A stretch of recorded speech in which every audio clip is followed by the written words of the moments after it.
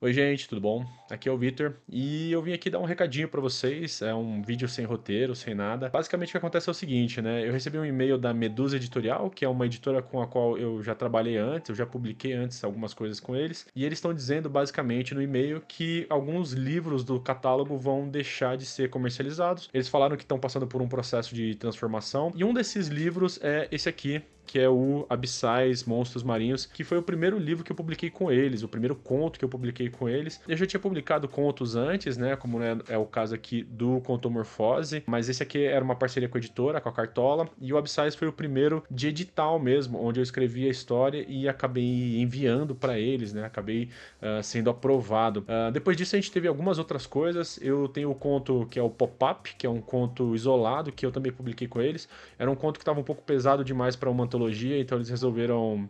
Eles falaram: olha, Vitor, por que a gente não publica separado, né? E eu falei que tudo bem, achei que ficou bem legal o formato também, apesar de ter sido digital, ficou bem bonito o tratamento editorial que eles deram.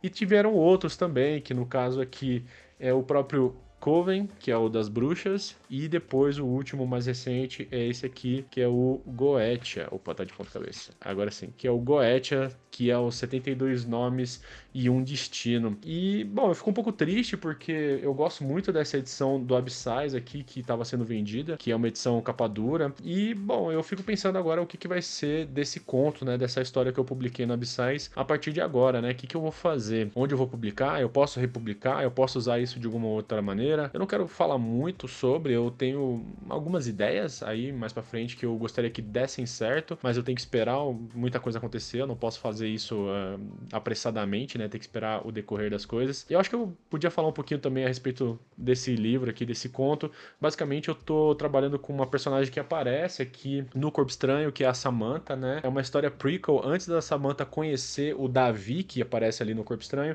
e que se passa numa praia, né? Não vou dar muitos spoilers, não, mas como o próprio subtítulo já diz aqui, Monstros Marinhos, é basicamente de um problema que a Samantha tá enfrentando numa prainha lá. Querendo ou não, foi uma história que eu gostei bastante de fazer, eu me orgulho bastante dessa história, do resultado, porque eu acho que foi um passo importante nessa minha carreira de escritor ser aceito em um edital, né? Caso vocês queiram adquirir esse livro, vocês têm até julho, porque depois disso, depois desse mês, não vai rolar mais, né? Eu, de novo, eu agradeço a todo mundo que comprou os meus livros, compra os contos, os livros dos quais eu participo, porque isso ajuda bastante, né? Eu tô tentando passar por um processo de formação de público agora, né?